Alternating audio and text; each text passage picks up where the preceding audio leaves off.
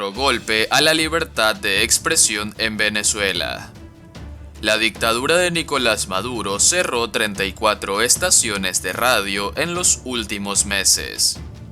El Colegio Nacional de Periodistas denunció que el chavismo sigue arremetiendo contra el derecho y el acceso a la información.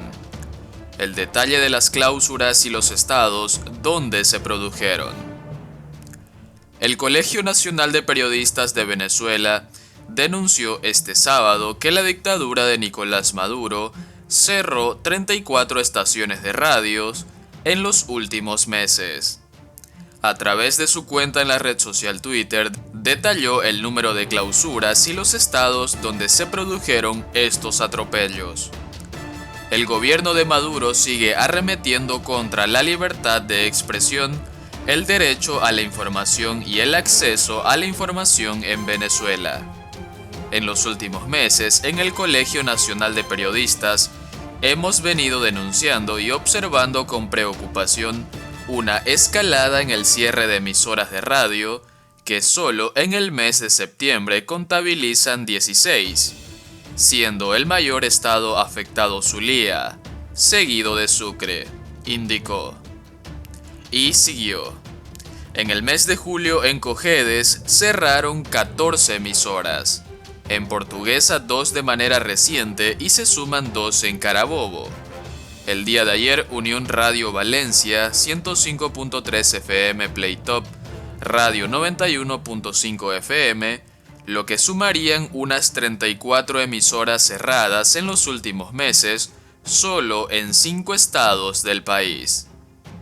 Esto evidencia sin lugar a dudas una nueva arremetida gubernamental de su llamada hegemonía comunicacional ejecutada por CONATEL, la Comisión Nacional de Telecomunicaciones de Venezuela, y que no es más que seguir llevando el oscurantismo informativo y comunicacional a todo el país, acotó.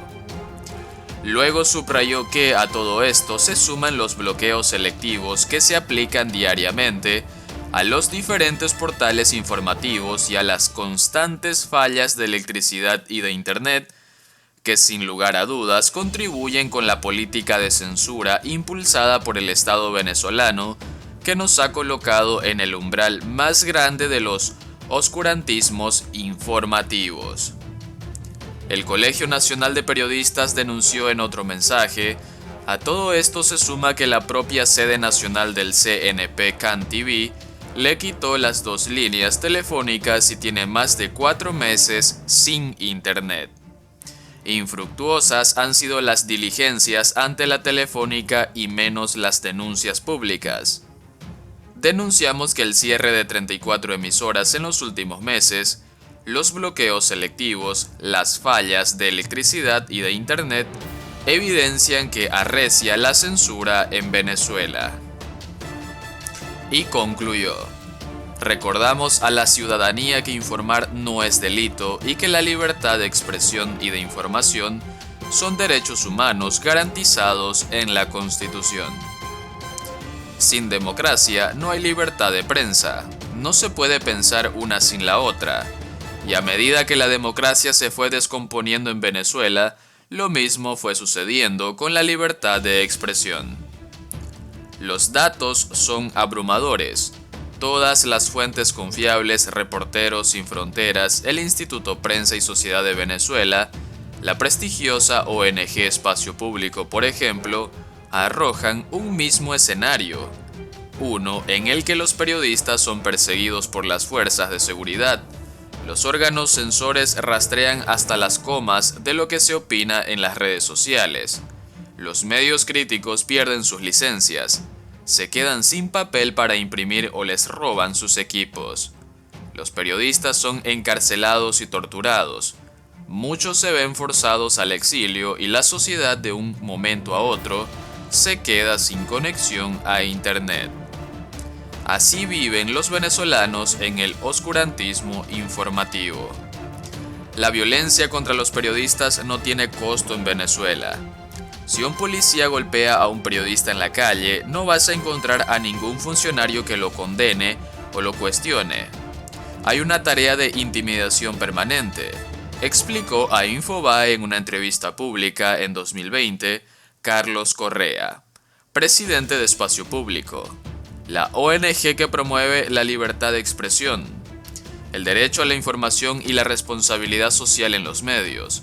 La organización, una referencia sobre el asunto en Venezuela, documenta los ataques a los periodistas y alerta sobre la situación a diario. Las víctimas preferidas del régimen son los medios críticos locales, pero también las grandes plataformas consolidadas mundialmente. Por ejemplo, Infobae está censurado en Venezuela. El 10 de octubre de 2014 el régimen bloqueó el acceso al sitio en todo su territorio y desde entonces permanece vetado. Entre 2014 y 2019 Venezuela cayó 32 puestos en el Índice Mundial de Libertad de Prensa elaborado por Reporteros Sin Fronteras, ocupando el lugar 147 de 180 países. Los casos documentados incluyen la intimidación, el hostigamiento judicial y las amenazas directas. La mayoría de las víctimas fueron periodistas. Y por último, los caminos sinuosos entre Venezuela y Colombia. La expectativa del gobierno venezolano de contar con que en Colombia se instale un modelo gemelo que lo apoye podría no ser posible, pues antes deberán enfrentar varios temas importantes respecto a los cuales se vislumbran dificultades. La llegada a la presidencia de Colombia de Gustavo Petro, figura importante de la izquierda radical colombiana, ha generado todo tipo de especulaciones con relación al futuro inmediato de las relaciones con Venezuela. En particular, muchos esperan un cambio importante en la política interna del vecino país y, por supuesto, en las relaciones con Venezuela, sobre todo por las afinidades ideológicas y políticas que se supone existen entre ambos gobiernos. Colombia tiene establecida la no reelección del presidente y Petro no parece tener el capital político para promover una reforma constitucional, a menos que apele, como se ha hecho costumbre, al expediente de una constituyente para cambiar esa realidad. Por ahora su gobierno tiene fecha de vencimiento en los próximos 4 años. Así que la expectativa del gobierno venezolano de contar con que en Colombia se instale un modelo gemelo que lo apoye podría no ser posible, pues antes deberán enfrentar varios temas importantes sobre los que se vislumbran dificultades. El más obvio de ellos es la presencia en la frontera venezolana y en parte de nuestro territorio de diversos grupos armados colombianos del Comando Conjunto de Oriente, una coalición de grupos disidentes que surgieron tras la desmovilización de las Fuerzas Armadas Revolucionarias de Colombia, FARC, y la guerrilla del Ejército de Liberación Nacional, ELN, cuyos enfrentamientos constituyen una serie de amenazas a la seguridad y paz en nuestro país.